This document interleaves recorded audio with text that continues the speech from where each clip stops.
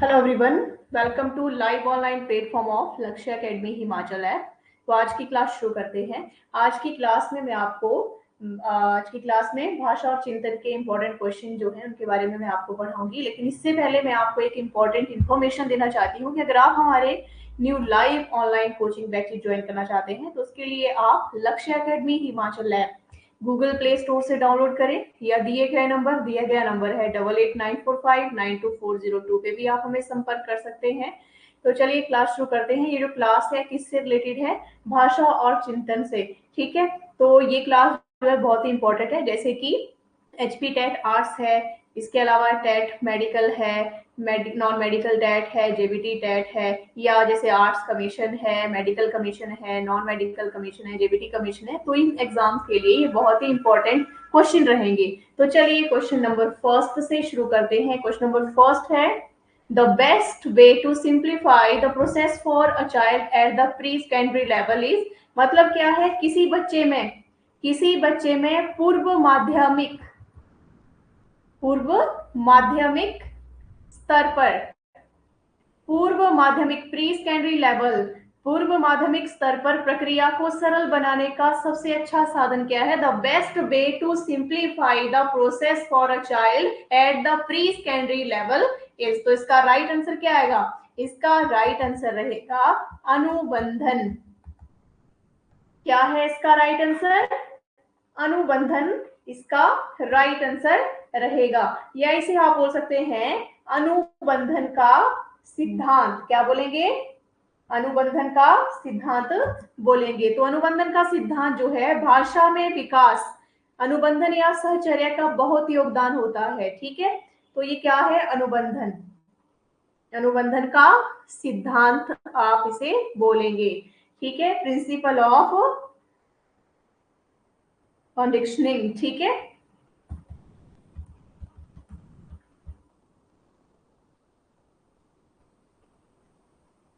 Principle of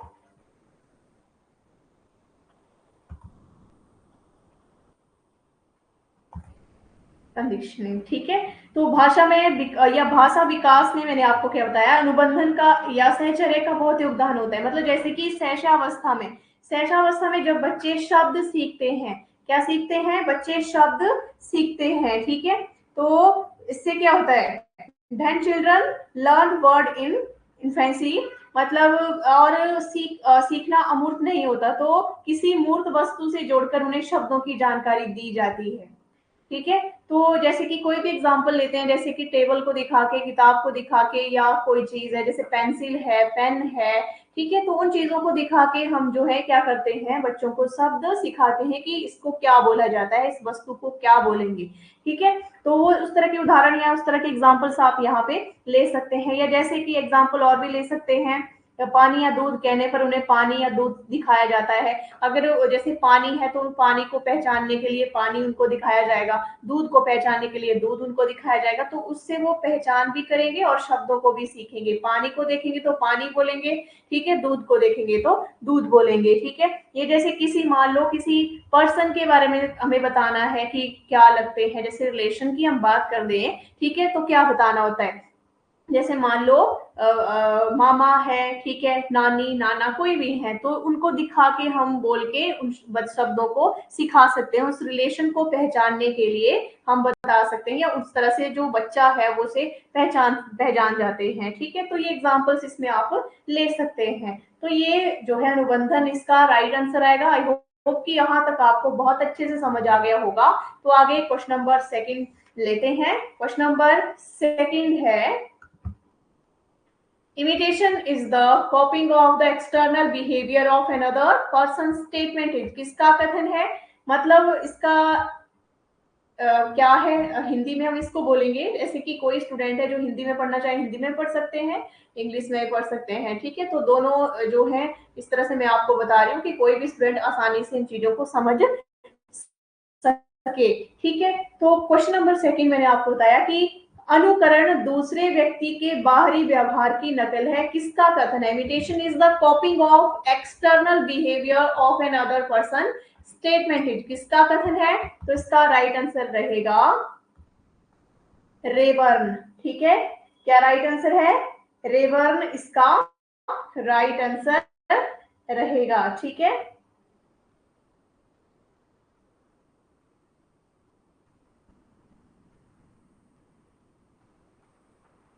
रेवर्ण। Question number 3 है, third, you want to evaluate the feelings of the children in your class, child would be the best tool for you। मतलब है इसका कि अपनी कक्षा या आप अपनी कक्षा में बच्चों के भावों और विचारों का मूल्यांकन करना चाहते हैं तो आपके लिए सबसे अच्छा साधन क्या होगा? You want to evaluate the feeling of the children in your class, child would be the best tool for you. तो इसका राइट आंसर क्या आएगा? इसका राइट आंसर है बच्चों के भाषा, बच्चों के भाषा विकास की जानकारी प्राप्त करना। ठीक है, तो इसका राइट आंसर है बच्चों की भाषा विकास की जानकारी प्राप्त करना। ठीक है,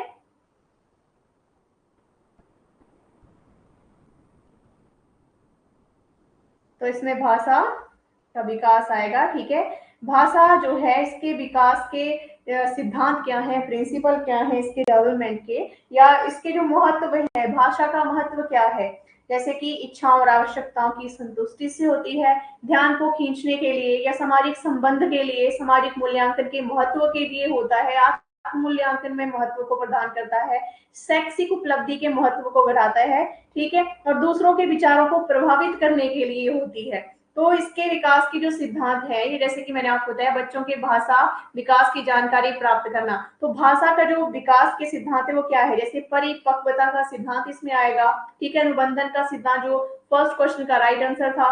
ठीक है, अनुकरण का सिद्धांत, और जैसे भाषा अर्जित करने का सिद्धांत इसमें आएगा। ठीक है, ये तो भाषा जो है शुरू से कैसी होती है, जैसे कि रोना, बलबलाना, हाव भाव का संकेत जो है प्रदान करती है। ठीक है, और वास्तविक वास्तविक भाषा की जो अभिव्यक्ति होती है आकलन या बोध शक्ति द्वारा, शब्द भंडार से, वाक्य निर्माण से, शुद्ध उच्चारण से जो है इसका अभिव्यक्ति जो है होती है। ठीक है, तो ये इसका राइट आंसर आएगा बच्चों के भाषा विकास की जानकारी प्राप्त करना। क्वेश्चन नंबर 4 है, whose idea is there whose idea is there is a close relationship between intelligence quotient and linguistic ability।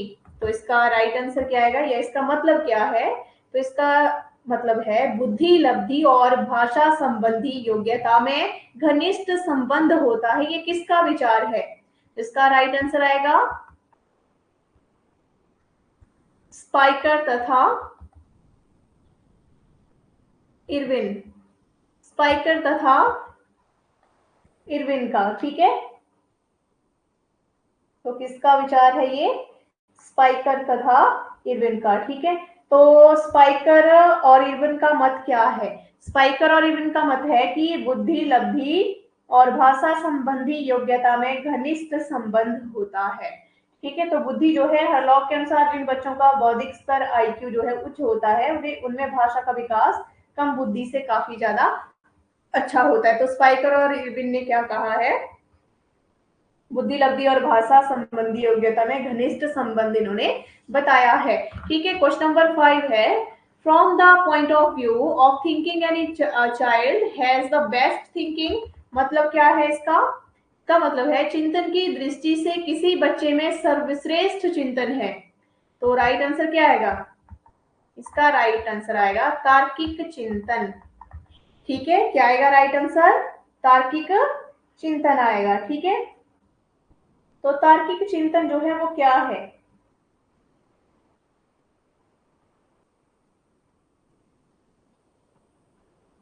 तार्किक चिंतन,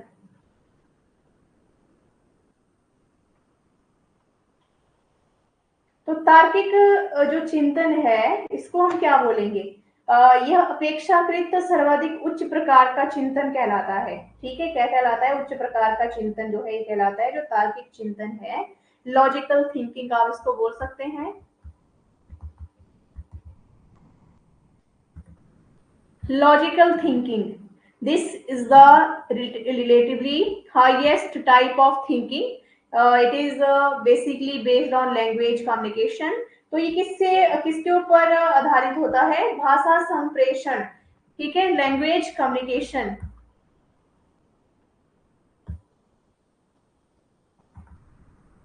लैंग्वेज कम्युनिकेशन पर आधारित होता है। तो मैंने क्या बताया, this is the relatively highest type of thinking, it is basically based on language communication. तो किससे संप्रेषण, भाषा संप्रेषण पर आधारित होता है। तार्किक चिंतन जो है, लॉजिकल थिंकिंग जो है, ठीक है। क्वेश्चन नंबर 6 है, अकॉर्डिंग टू पियाजे up to what age does the child lack rationally. तो इसका राइट आंसर क्या आएगा? इसका मतलब है पियाजे के अनुसार किसी बालक में तार्किकता का अभाव किस आयु तक होता है। तो इसका राइट आंसर आएगा 7 वर्ष तक, 7 ईयर, ठीक है। कितने वर्ष तक रहता है? 7 वर्ष तक। तो पियाजे के अनुसार क्या है? पियाजे के अनुसार 3 से 7 वर्ष की अवस्था में या कि जो बालक हैं, बालकों के चिंतन जो है उनमें विशेषताएं पाई जाती हैं। इस अवस्था में बालकों के चिंतन का स्तर निम्न होता है। पौधा के जो है वे जो होते हैं दैनिक जीवन से संबंधित बातों पर चिंतन करते हैं। इसके अलावा बहुत सारे ऐसे इसके जो है विशेषताएं पाई जाती हैं, ठीक है।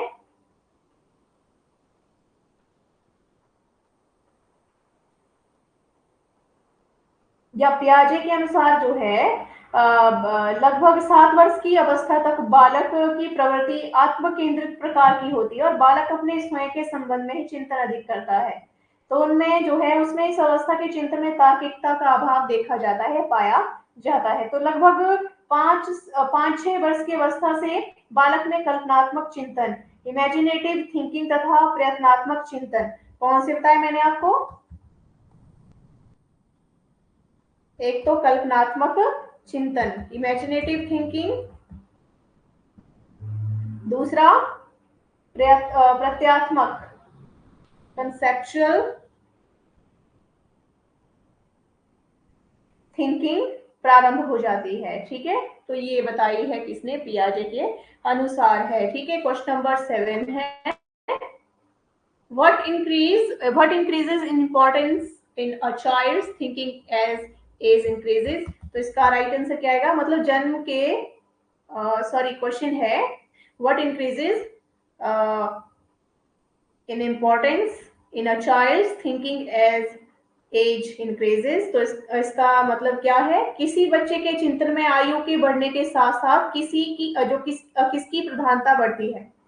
तो किसकी प्रधानता बढ़ती है? राइट आंसर रहेगा तर्क की प्रधानता जो है बढ़ती है। किसकी प्रधानता बढ़ती है? तर्क की, ठीक है। क्वेश्चन नंबर 8 है, what is the main reason for thinking in a child. मतलब क्या है? किसी बच्चे में चिंतन का प्रमुख कारण क्या है। तो इसका राइट आंसर है समस्या समाधान हेतु। समस्या समाधान हेतु है निर्णय लेने की भावना का और वातावरण के प्रति चैतन्य समायोजन करने हेतु, ठीक है। तो ये है इसका प्रमुख कारण। किसी बच्चे में चिंतन का प्रमुख कारण, what is the main reason for thinking in a child. समस्या समाधान के लिए, निर्णय लेने की भावना और वातावरण के प्रति चैतन्य समायोजन करने हेतु, ठीक है। फॉर प्रॉब्लम सॉल्विंग, ठीक है।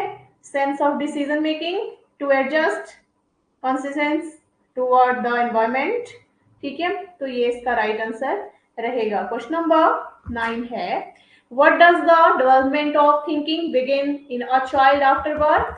क्या मतलब है इस क्वेश्चन का? जन्म के बाद किसी बालक में चिंतन का विकास कब शुरू होता है, कब प्रारंभ होता है। तो इसका राइट आंसर होगा 2 वर्ष की आयु के बाद, 2 वर्ष की आयु के बाद, ठीक है। और क्वेश्चन नंबर 10 है, whose statement is thinking ability of a child is the basic foundation of his successful life। तो राइट आंसर क्या आएगा इसका? मतलब है इसका कि किसी बालक में चिंतन की योग्यता के अनुसार या योग्यता उसके सफल जीवन का मूल आधार है। किसने कहा है, किसका कथन है? Whose statement is thinking ability of a child is the basic foundation of his successful life? तो राइट आंसर है इसका, किसका कथन है? क्रो और क्रो, क्रो और क्रो, क्रो एंड क्रो का, ठीक है। तो इसका राइट आंसर आएगा क्रो और क्रो के अनुसार जो है चिंतन की योग्यता सफल जीवन के लिए आवश्यक है। संरक्षणों और शिक्षकों को चाहिए कि बालक में इस योग्यता के विकास पर ध्यान दिया जाए, ठीक है। जैसे कि बालकों को चिंतन के लिए प्रोत्साहित और प्रेरित करना चाहिए, ठीक है। और बालकों की रुचियों के विकास पर ध्यान देना चाहिए। बालकों को उनकी आयु के अनुसार समय समय पर ऐसे कार्य सौंपे जाने चाहिए जिसमें उनमें उत्तरदायित्व की भावना आए, ठीक है। और बालकों को उनकी आयु के अनुसार समस्या समाधान करना भी माता पिता और शिक्षकों को सिखाना चाहिए। तो इस तरह से बहुत सारी ऐसी विशेषताएं इन्होंने बताई हैं, ठीक है। तो ये है क्वेश्चन जिनके बारे में आपने पढ़ा। आई होप कि आपको जो मैंने क्वेश्चन करवाए बहुत अच्छे से समझ आ गए होंगे। तो इस तरह से अगर आप हमारे, एक बार फिर से मैं आपको बता दूं कि अगर आप हमारे new live online coaching batches join करना चाहते हैं तो उसके लिए आप हमारा लक्ष्य academy Himachal app Google play store से डाउनलोड करें या दिए गए नंबर 8894592402 पे आप हमें संपर्क कर सकते हैं। और अगर आप हमारी क्लासेस या वीडियोस यूट्यूब चैनल पे देखना चाहते हैं तो उसके लिए आप हमारा लक्ष्य एकेडमी हिमाचल का यूट्यूब चैनल भी सब्सक्राइब कर सकते हैं।